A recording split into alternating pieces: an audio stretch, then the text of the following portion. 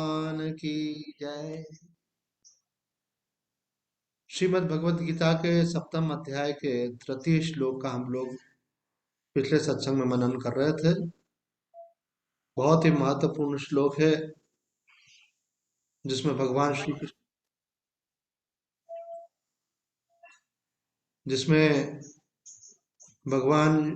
कृष्ण एक महत्वपूर्ण सूचना दे रहे हैं हमको कि ये मनुष्य का जो जन्म है यह तो दुर्लभ है ही, लेकिन इसके साथ इस जन्म में अगर किसी को अपने वास्तविक स्वरूप को जानने की जिज्ञासा उत्पन्न हुई है तो वो भी बहुत दुर्लभ है। तो हमने देखा था कि मधुसूदन सरस्वती जी ने कहा कि जब मनुष्य का जीवन बहुत पुण्यों से युक्त होता है, शुभ कर्मों से युक्त होता है, पवित्र होता है, तब उसके अंदर यह जिज्ञासा उत्पन्न होती है। भगवान आदि शंकराचार्य जी महाराज भी कहते हैं कि ये तीन में से एक जिज्ञासा अगर उत्पन्न हो आपके अंदर तो समझ लेना कि अब आपका कल्याण अवश्य होने वाला है। कौन सी तीन जिज्ञासाएं? तो भगवान भाष्यकार कहते हैं, को हम कथमिदम को वही कर्तारस्य विद्यते, कि मैं कौन हूं वास्तव में। सामान्य रूप से तो मनुष्य अपने को शरीरधारी समझता है, जन्मने मरने वाला समझता है। कुछ थोड़ा सत्संग सुनता है, स्वाध्याय करता है, तो उसको ये बात समझ में आती है कि भाई शरीर में मैं आया हूं और शरीर छोड़ करके मुझे जाना है।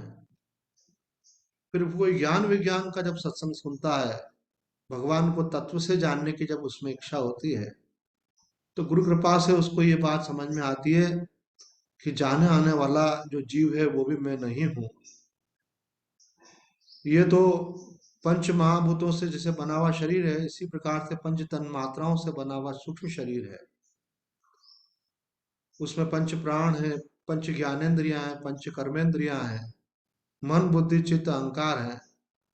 ये जो गुणित तत्व है और उसमें जो चैतन्य का रिफ्लेक्शन हो रहा है, चिदाभास, यह भी मैं नहीं हूं। बिल्कुल इसका अधिष्ठान जो चैतन्य आत्मा है वो मैं। तो उस आत्मा को मैं जानूं, उस आत्मा का मैं अनुभव करूं, उस आत्मा का मैंने जानकारी तो प्राप्त कर ली शास्त्र से, गुरुदेव से, लेकिन मुझे उसका अनुभव हो। तो अपने आप को जानने की प्रबल जिज्ञासा अगर किसी में हो जाती है तो आदि शंकराचार्य महाराज कहते हैं कि राइट, मतलब उसका इस जन्म में कल्याण अवश्य होगा। और यदि और यदि कोई आत्म जिज्ञासा किसी को न होकर के भगवत जिज्ञासा हो जाए तो भगवत जिज्ञासा से अभिप्राय है कि उसको यह जानने की हो जाए कि इस संसार को बनाने वाला कौन है, इस संसार की रचना किसने की है। तो भी समझ लेना चाहिए कि उसका इसी जन्म में कल्याण। अर्थात जो प्रभु को पाना चाहते हैं, प्रभु से मिलना चाहते हैं, प्रभु का अनुभव करना चाहते हैं, धन्य भाग है वो लोग। ऐसे लोगों के दर्शन मात्र से कल्याण होता है, क्योंकि उनके अंदर संसार की वासना जल जाती है। जैसे जैसे भगवत प्रेम की, भगवत प्राप्ति की, भगवत जिज्ञासा की अग्नि प्रबल होती है, वैसे वैसे संसार मिटता चला जाता है। साधारण मनुष्य जो है वो अपने शरीर को बहुत महत्व देता है कि मुझे शरीर को कैसे सुख मिले, सुरक्षा मिले, सम्मान मिले, सुविधा मिले, आज भी मिले और आगे भी मिलता रहे। सारा जीवन इस गणित में रहता है उसका। और इतना ही नहीं, फिर इसके आगे फिर जिनको अपना मान लेता है, जिस मकान को अपना मान लेता है, जिस धन को अपना मान लेता है, जिस परिवार को अपना मान लेता है, उनको अपना मानने के बाद उसके बाद फिर उसके अंदर ये होता है कि उसकी बाकी समय उसका मन उनकी सुरक्षा में लग जाता है। परिवार के सुख में, सुविधा में, सुरक्षा में, ममत्व में। यही जो है भगवान की माया है। लेकिन कोई विरला होता है ऐसा जिसका मन भगवान में आसक्त होता है। तो कहते हैं भाई संसार की माया कैसे छूटे और भगवान में मन कैसे लगे। तो उसका एक सबसे हमारे यहाँ प्राथमिक और प्रारंभिक और महत्वपूर्ण साधन बताया, प्रथम भक्ति संतन कर संगा। बोले जो आप पाना चाहते हो उस दिशा में जो लोग चल पड़े हैं और जो पहुंच गए हैं, ऐसे संतों का संग करो। महापुरुषों का संग बहुत दुर्लभ होता है। हमने पिछली बार में देखा था, नारद भक्ति सूत्र में कहा है कि महापुरुषों का संग बड़ा दुर्लभ है, लेकिन दुर्लभ होने के साथ में उन्होंने कहा कि वो अमोघ भी है। अगर मिल जाए तो ऐसा नहीं हो सकता कि उनके द्वारा जो आप वाणी सुनते हैं और जो आप उनके द्वारा जो उपदेश सुनते हैं वो आप पर असर नहीं डाले। वो असर डाले बिना रहेगा नहीं। संसार असत्य है, संसार की वासनाएं असत्य हैं, उसके बावजूद भी संसार की उन वासनाओं की पूर्ति में जो लोग लगे हैं, उनका संग जब हम पर प्रभाव डालता है, तो जिसको सत्य की अभिलाषा उत्पन्न हो गई है अथवा जिसको सत्य का अनुभव हो गया है, ऐसे साधकों और संतों का संग भला हमको कैसे प्रभावित नहीं करेगा। ऐसा हो ही नहीं सकता। वो अमोघ कहा है। नारद जी कहते हैं अमोघ है, दुर्लभ है और साथ में अमोघ है। तो भाष्यकार कहते हैं अगर ये जिज्ञासा अगर आपके अंदर उत्पन्न हो गई है तो आप साधारण व्यक्ति नहीं हो। आप केवल मनुष्य होने से आप अपने आप में 84 लाख योनियों से दुर्लभ हो जाते हो। लेकिन अगर आपके अंदर मनुष्यों में भी आप ऐसे मनुष्य हो जिसको भगवत तत्व को जानने की जिज्ञासा उत्पन्न हो गई है, तो आप समझो निश्चित रूप से आप बहुत ही महान हो। यह आप अपने अहंकार के लिए नहीं, बल्कि भगवान की कृपा के रूप में देखिए कि भगवान की बड़ी कृपा है कि हमको सत्य को जानने की जिज्ञासा हुई। वो लोग वास्तव में दया के पात्र हैं, दीन हैं, जिनको ये जिज्ञासा नहीं हो पाती। ये जिज्ञासा नहीं होने का ही फल है कि उनका मन हमेशा चिंता में, भय में, तनाव में रहता है। क्यों? जिस संसार को वो पाना चाहते हैं, जिसको वो पकड़ना चाहते हैं, वो अस्थिर है, वो परिवर्तनशील है। तो स्वाभाविक है उनको उसके खोने की, छूटने की, बदलने की वो संभावनाएं वहां निरंतर बनी रहती हैं। जिसको भगवत तत्व को पाना है उसमें आशंका का कोई स्थान नहीं है। हम पहले देख आए हैं कि भगवान ने अर्जुन को कहा, नहीं कल्याण प्रत कश्चित दुर्गतिम तात गच्छति। जो मेरे मार्ग पर चल चुका है उसका कभी अनिष्ट नहीं होता। आज नहीं तो कल उसकी यात्रा जरूर पूर्ण होगी। अगर यात्रा की गति धीमी है तो भी चिंता की बात नहीं, इस जन्म में नहीं तो किसी न किसी जन्म में पूरी होगी। लेकिन मैं लग गया हूं तो मुझे परमात्मा अवश्य मिलेगा। गति का भी ऐसा होना स्वाभाविक है। जैसे जैसे वासनाएं क्षीण होती हैं, वैसे वैसे हमारी आध्यात्म की ओर गति बढ़ती जाती है। जैसे जैसे हम संसार के व्यवहारों को कम करते जाते हैं, वैसे वैसे हमारा परमात्मा संबंधी जो साधन है, स्वाध्याय है, ध्यान है, सत्संग है, ये और अधिक अधिक बढ़ता जाता है। जैसे जैसे हमारा मन संबंधों के मोह से, धन के मोह से, मकान के मोह से अलग होता जाता है, वैसे वैसे हमारा देखते हैं कि साधु संतों के संग में, सत्संग में, साधना में हमारा आकर्षण और अधिक अधिक बढ़ता चला जाता है। हम जब पहली बार श्री श्री मां आनंदमयी के दर्शन करने वृंदावन गए, तब हमारा प्रश्न यही था। हम बिल्कुल नए थे, उस समय साधु भी नहीं बने थे, कि माँ भगवान की प्राप्ति कैसे होती है। माँ के उत्तर बड़े सरल होते थे। तो माँ ने उत्तर दिया, बेटा भगवत प्राप्ति का एक बहुत सरल उपाय यही है कि संसार से तोड़ते जाओ और भगवान में लगाते जाओ।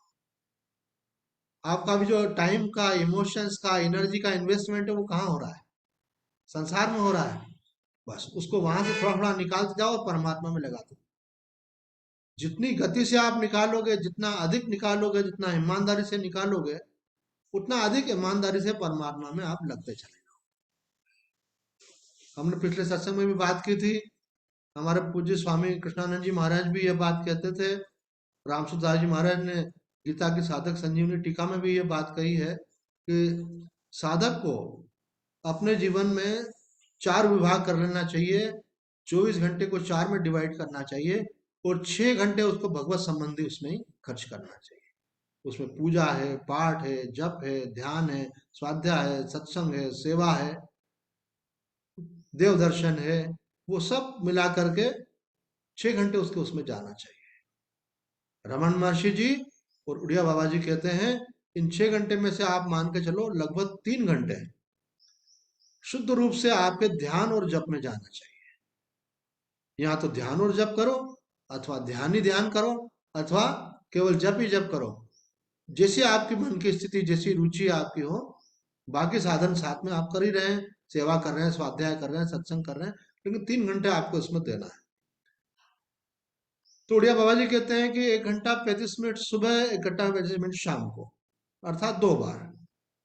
इसी प्रकार से रमन महर्षि जी भी कहते हैं 1.5 1.5 घंटा 2 बार अगर आप करेंगे तो बहुत लंबा समय नहीं लगेगा, आप देखेंगे एक धारा आपके जीवन में शुरू हो जाएगी। एक हमारे धार के बड़े उच्च कोटि के सिद्ध संत हुए हैं, उन्होंने ये बात कही है कि आप साधन तो करते हो, और यही बात पतंजलि सूत्र में भी कही गई है, साधन तो आप करते हो लेकिन हो सके तो उसका समय भी निर्धारित करो। निर्धारित समय पर निरंतर दीर्घ काल तक आप साधना करोगे तो अवश्य में वो आपका कल्याण होगा। कुछ लोग जल्दी से रिजल्ट पाना चाहते हैं, तो उनको भी हम ये बात कहेंगे कि आप एक समय निर्धारित करो और नियमित करो। आप देखो कुछ ही समय में आपको 40 दिन में ही आपको लगेगा कि एक भावधारा बन गई है, एक मन स्थिति बदल रही है, आपको एक अलग प्रकार की फीलिंग होने लगी है। तो साधक को चाहिए कि सावधान रह करके निरंतर अपने प्रयास को जारी रखें। जैसे हम कोई पौधा लगाते हैं और लगाने के बाद में फिर बार बार उसको निकाल के नहीं देखते जड़ें कितनी अंदर तक गई, अभी नई कपोले नई पत्तियां क्यों नहीं फूट रही हैं, हम उसको खाद और पानी देते रहते हैं। तो कबीर साहब जी कहते हैं कि भाई माली जो है पौधे को सींचता रहता है, समय आने पर ही वो फल प्रदान करता है। अगर आपको प्रमाणिक ग्रंथ का आश्रय है, गीता जी का, रामायण जी का, भागवत जी का, उपनिषद का, तो आपको चिंता नहीं करनी है। अगर आपको सच्चे संत मिल गए हैं तो आपको चिंता नहीं करनी है। अगर आप ईमानदारी से साधना में लग गए हैं तो आपको चिंता नहीं करनी है, अर्थात चिंतन नहीं करना है, अवश्य में आपका कल्याण होना ही है। शरीर को बहुत महत्व नहीं दें। ये जैसे हमने आज ही मानो ये शाल पहन रखी है, तो आज ये शाल पहन रखी है तो कल शाल नहीं भी पहनी हो सकती है, ऊपर से धोती ओढ़ी हुई हो सकती है, लेकिन शाल तो हमारा स्वरूप नहीं है, धोती हमारा स्वरूप नहीं है। इसी प्रकार से शरीर को बहुत महत्व नहीं दें। शरीर तो आज है कल नहीं भी रहेगा, लेकिन आपकी यात्रा जब तक भगवान तक नहीं पहुंच जाते हैं, आप उनका साक्षात्कार नहीं कर लेते हैं, ये रुकने वाली नहीं है। अपनी लगन को जगाए रखें बस, आप सिंसियरली अपना एफर्ट जारी रखें। तो भगवान यहाँ कहते हैं मनुष्याणाम शास्त्रेषु, हजारों मनुष्यों में कश्चित यतति सिद्ध है। भगवान स्वयं ही आपकी प्रशंसा कर रहे हैं कि कोई कोई प्रयत्न करता है।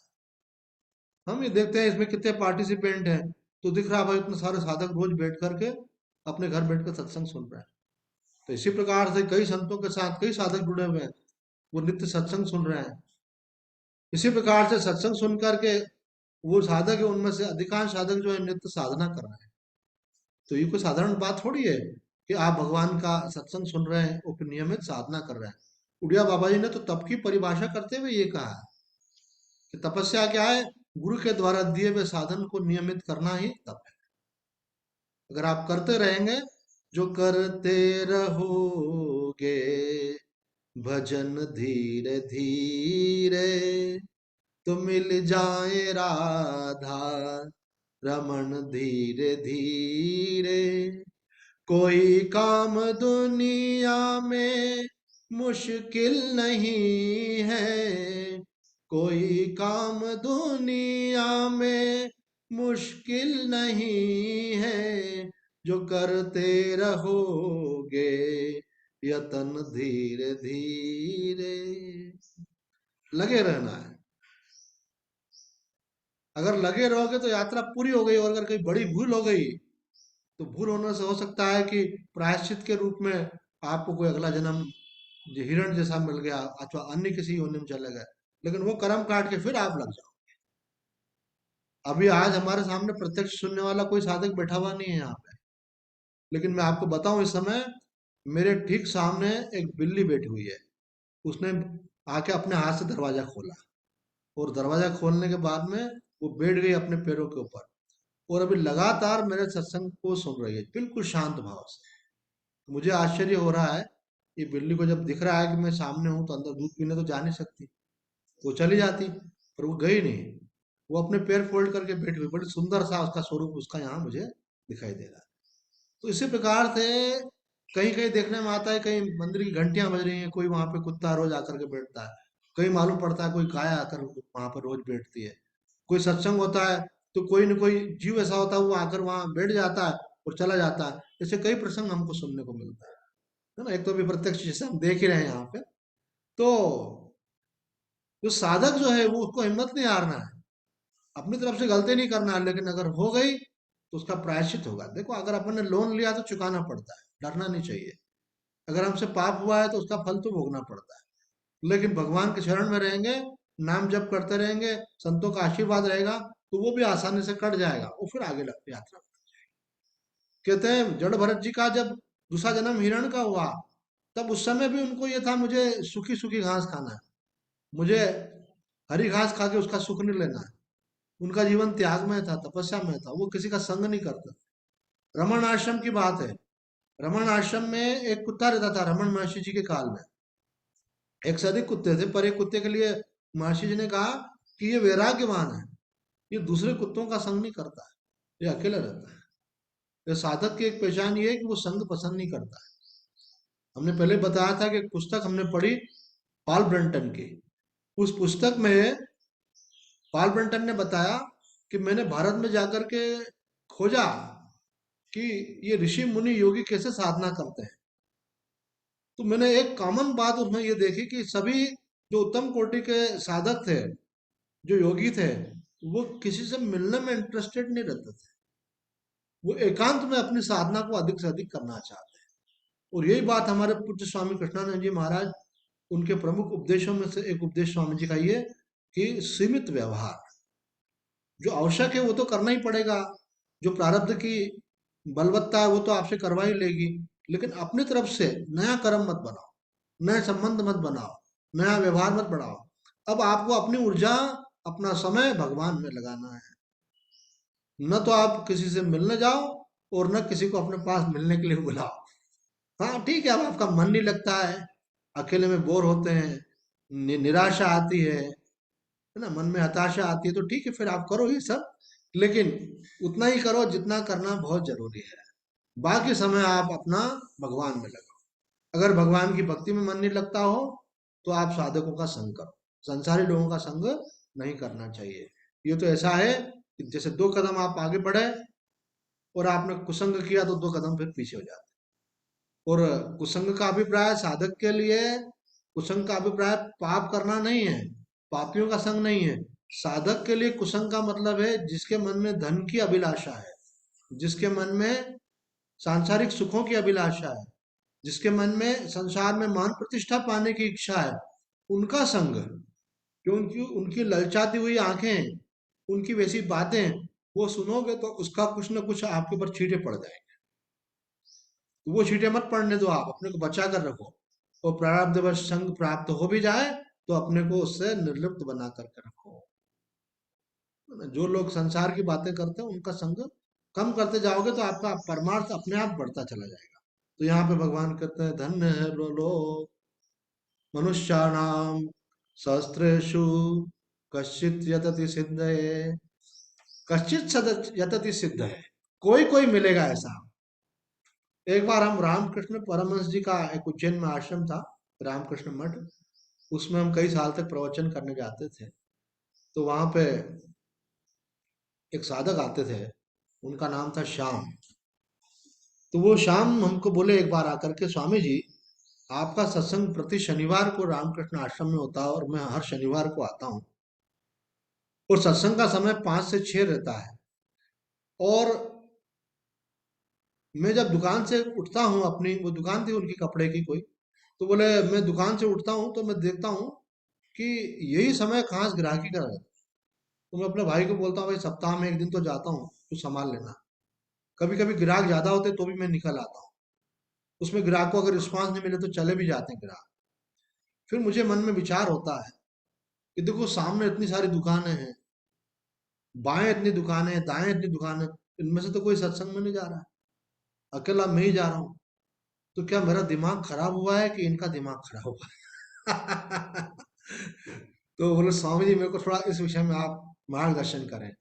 तो मैंने कहा इसका मार्गदर्शन भगवान श्री कृष्ण ने स्वयं किया हुआ है। भगवान कहते हैं मनुष्याणाम सहस्त्रेषु।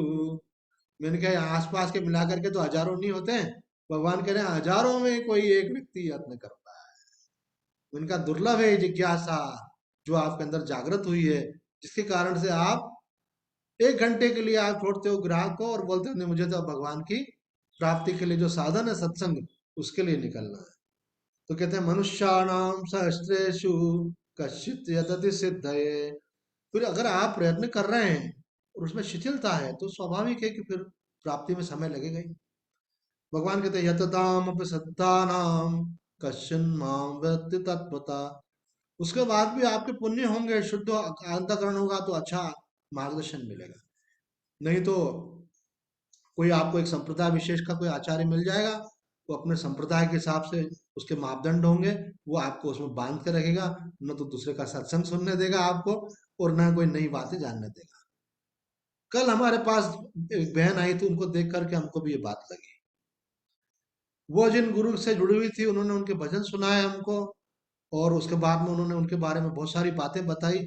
तो मुझे लगा अपने शहर के इतने पास, हमारे इंदौर उज्जैन के बहुत पास में देवास है, इतने उच्च कोटि के सिद्ध महात्मा रहते थे, तो हम गए क्यों नहीं। तो मैं आपको बतलाता हूँ, देखो ये बात मेरा दुखद अनुभव आपके साथ शेयर कर रहा हूँ, क्योंकि मुझे भी इस मार्ग में 40 साल से अधिक हो गए।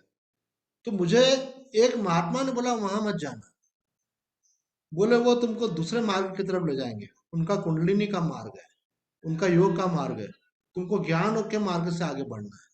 तो उनके कहने से मैं उन महात्मा के पास कई बार मन में विचार भी आया लेकिन गया नहीं। लेकिन जब कल वो बहन आई और गुरुदेव की बात करते करते इतनी भावुक हो गई, आंखों में आंसू आने लगे, उनको मन में रोमांच होने लगा, तो मुझे लगा अरे हम इससे वंचित रह गए थे। लेकिन देखो जिज्ञासा होती है तो भगवान पूर्ति करते हैं।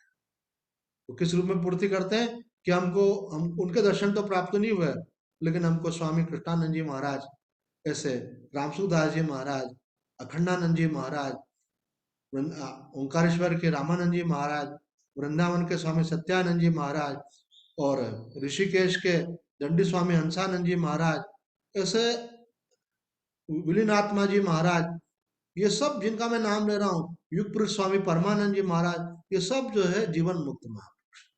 इन सब का दर्शन और मार्गदर्शन मिला। मैं जीवन में अगर किसी बात का अगर थोड़ा सा अभिमान करता हूँ तो इसी बात का करता हूँ कि भगवान आपकी मेरे ऊपर बहुत कृपा है। आपने मुझे ऐसे महापुरुषों के दर्शन कराए, उनका सानिध्य प्राप्त हुआ, उनका मार्गदर्शन, उनका प्रेम मिला। भगवती कृपा से एक बार मैं माउंट आबू पहुंच गया उनकी प्रेरणा से। वो पूरी कहानी है, अपने आप आश्चर्यजनक कहानी है। और वहां मुझे एक स्वामी जी के दर्शन हुए, बाद में मालूम पड़ा बड़े उच्च कोटि के सिद्ध महापुरुष। तो ये सब भगवान की कृपा से होता है। अगर आपके मन में लगन हो जाए मुझे भगवान को पाना है, तो फिर भगवान की जिम्मेदारी है कि वो आपको अपनी प्राप्ति का मार्ग बताएंगे। आपको अपने आप वैसे महापुरुषों से भी मिलेंगे। बस आप मन में लगन लगा लो। ध्रुव के मन में लगन हो गई कि मुझे नारायण को पाना है, निकल पड़े घर से, तो वो कहाँ खोज करने गए थे, नारद जी स्वयं उनको मार्ग में मिल गए और उन्होंने उनको नारायण की प्राप्ति का मंत्र दे दिया और उस मंत्र को उन्होंने दृढ़ता पूर्वक जपा, उनको नारायण का साक्षात्कार हुआ। तो यहाँ भगवान कहते हैं यतताम अपि सिद्धानाम कश्चिन माम वेत्ति तत्वता। जो किताबों में लिखा है वो तो बहुत अच्छी अच्छी बातें हैं, लेकिन एक बात मेरे मन में भी आती है कि यत्न करने वालों में कोई कोई क्यों प्राप्त करता है, इसका मैं एक आपको अनुभूति वाली बात बताता हूँ। कि पहले तो आदमी में लगन होती है, वो ईमानदारी से कई घंटे बैठ करके बहुत साधना करता है। जब नया साधु बनता है तो भी, अथवा नहीं किसी को लगन लग जाती साधु ना भी बने, तो घर में रहकर भी बहुत भजन करता है और मालूम पड़ता है कि भाई मुझे किसी से लेना देना नहीं, मेरे को तो भगवान को पाना है, चेत गया। लेकिन कोई ये चीज ऐसी तो है नहीं कि दिन दो दिन में होने वाली है। तो बाद में क्या देखने में आता है कि उन साधकों के मन में कभी कभी बाद में कुछ शिथिलता आने लगती है। हमने कई साधुओं को भी देखा ऐसा कि पहले खूब भजन करते थे, धीरे धीरे उनके भगत बढ़ गए। भगत भी माया है भगवान की। उसमें भी ज्यादा मन नहीं लगाना चाहिए। फिर वो क्या होता है, भगत आते हैं तो वो भक्ति की बात कम करते हैं, वो संसार की बात ज्यादा करते हैं। वो सुनने तो आते हैं सत्संग, लेकिन पूछते काहे की बातें हैं? बच्चों की बातें, स्वास्थ्य की बातें, पैसे की बातें, शादी ब्याह की बातें। अब वो महात्मा का मन उससे वो नीचे लेकर के आते हैं। और फिर उनका उनका खाना पीना शुरू हो जाता है, उनका उनका आचार विचार व्यवहार उतना सात्विक नहीं होता है, तो उसका प्रभाव भी संतों पर पड़ता है। फिर उनका संग करने से कई बार उनका कमाया हुआ धन भी अच्छा नहीं होता है, तो वो अशुद्ध धन होता है, उसका भी प्रभाव साधक पर पड़ता है। हमें ये बात स्वामी कृष्णानंद जी महाराज ने कही थी कि जो सकाम लोग हैं उनका अन्न नहीं लेना चाहिए। वो कामना जो है आपके अंदर विचलन पैदा करती है, किसी कामना से वो आपको भोजन करा रहे हैं, तो वो कामना की पूर्ति वो उस भोजन के द्वारा करवाना चाह रहे हैं। वो आशीर्वाद आपसे लेना चाहते हैं, लेकिन आशीर्वाद के पीछे उनकी कामना है ना। जैसे हमारे गुरुदेव शंकराचार्य जी ने भी एक दृष्टांत सुनाया कि एक बाबा जी जो है द्वार पे भिक्षा मांगने आया। बोले मातेश्वरी नारायण हरि, साधु को भिक्षा मिलेगी? बोले हाँ बाबा जी लेके आती हूँ। उन्होंने भाई ने क्या किया, रोटी ली, तो छोटा बच्चा पलने में झूल रहा था, 3 बार उसके ऊपर घुमाया। फिर बाहर गई, उसके गाय गाय के ऊपर भी उसने 3 बार घुमाया, मेरी गाय भी स्वस्थ रहे, बच्चा भी स्वस्थ रहे। तो फिर बाबा जी को जाकर के देने लगी, तो बाबा जी ने देख लिया, तो बाबा जी ने कहा एक आध जगह और बाकी रह गई तो वहां पे भी घुमा लो। तो सारी अला भला जो है इस रोटी के अंदर डाल दो। तो स्वामी जी बोलते थे कि सावधान रहना चाहिए, ये कामना जो है आपके मन को विचलित करती है। ऐसे एक उच्च कोटि के सिद्ध संत थे, महाराष्ट्र समाज में उनका बहुत नाम नाम है, नाम अभी मेरे माइंड से स्लिप हो रहा है। तो उनके एक शिष्य जो है किसी घर भिक्षा मांगने के लिए गए, तो उन्होंने कहा महाराज जी कृपा करो, मुझे संतान हो। तो उन्होंने कहा मातेश्वरी आशीर्वाद है हमारा, अवश्य तुमको पुत्र संतान की प्राप्ति होगी। जब वो लौट करके आए तो उनके गुरुदेव ने कहा कि क्या मेरे पास झोली में बहुत सारे बच्चे पड़े हैं, क्या निकाल के उसको दे दूं? अब अगले जन्म में तू ही जाकर के उनका बेटा बन। ऐसे तो ये बात केवल संतों पे नहीं, साधकों पे भी लागू होती है। साधक को भी सावधान रहना चाहिए ऐसे काम लोगों के संग का। उनका संग का, उनका अन्न खाना भी दोष है। पापी का अन्न खाना तो दोष है ही सही है, सकाम लोगों का संग और उनका खाया पिया भी आपके मन को प्रभावित करता है। माँ आनंदमयी ने ये बात कही है। माँ आनंदमयी से किसी ने पूछा कि माँ हम साधना करते हैं, मन इतना एकाग्र क्यों नहीं होता है? कोई मुझसे पूछा स्वामी जी, जो लोग 10 10 15 15 साल से साधना कर रहे हैं, वो लोगों से अगर दिल पे हाथ रख के पूछो तो वो भी अभी तक ऐसा कहते हैं, अभी भी मुझे संसार की विस्मृति नहीं होती है, संसार के ख्याल बने ही रहते हैं, देह का भाव बना ही रहता है, आखिर कैसे छूटे ये? तो माँ आनंदमयी से किसी ने पूछा माँ हमारी पूर्ण एकाग्रता क्यों नहीं बनती है? तो माँ ने कहा बेटा, तुम लोग किसी के हाथ का भी अन्न खा लेते हो, किसी के भी आसन पे बैठ जाते हो, किसी को भी स्पर्श कर लेते हो, ये सब तुमको उनके परमाणु जो है वो तुम्हारे अंदर प्रवेश करते हैं, वो तुम्हारे साधना में स्थिरता नहीं आती, वो आगे नहीं बढ़ने देते। महात्माओं को चरण स्पर्श क्यों करते हैं? भाई उनके परमाणु हमको प्राप्त, जब उनके सात्विक परमाणु आपको प्राप्त हो रहे हैं, तो आप तामसिक राजसिक व्यक्ति का स्पर्श करेंगे उसके नहीं मिलेंगे क्या? उनके हाथ का खाएंगे उनका प्रभाव नहीं होगा आपके ऊपर।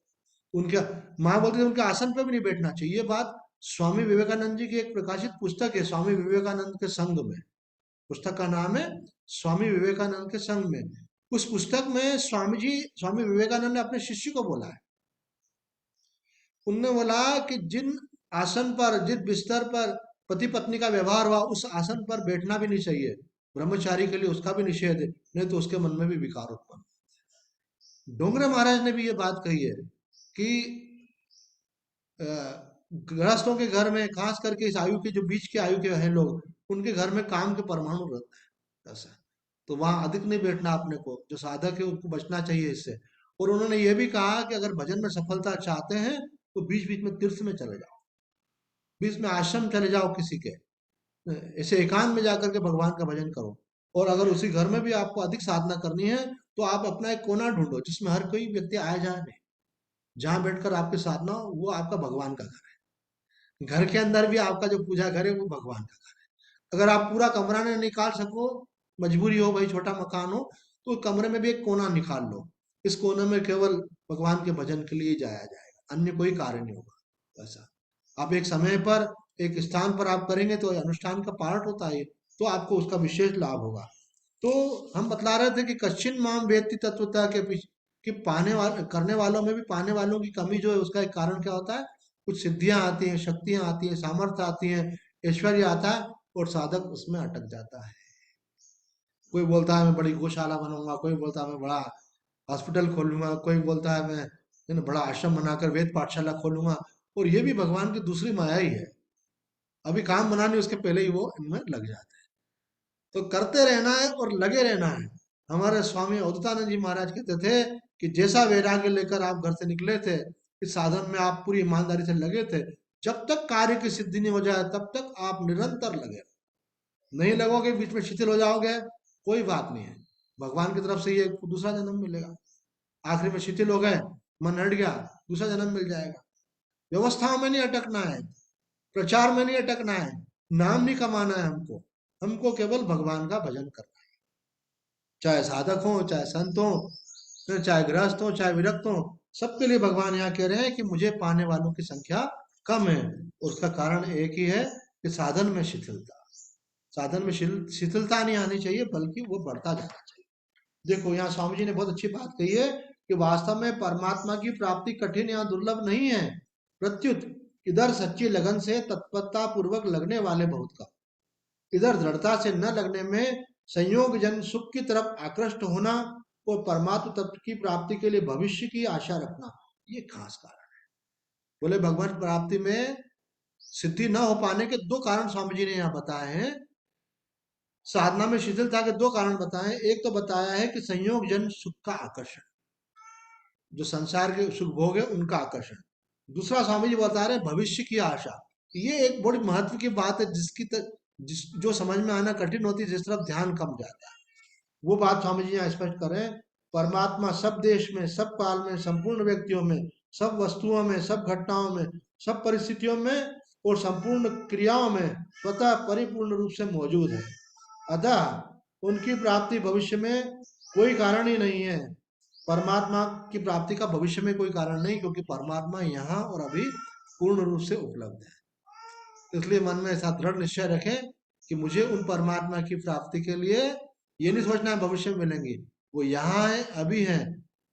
केवल मुझे अपना प्रयत्न बढ़ाना है और उनकी कृपा से मुझे उनकी अवश्य प्राप्ति हो सकती है। तो आज इतना ही कहकर अपनी वाणी को विराम देते हैं। ओम पूर्णमद पूर्णमदम पूर्णात् पूर्णमुदच्यते पूर्णस्य पूर्णमादाय पूर्णमेवावशिष्यते। ओम शांति शांति शांति। हरि ओम तत्सत्।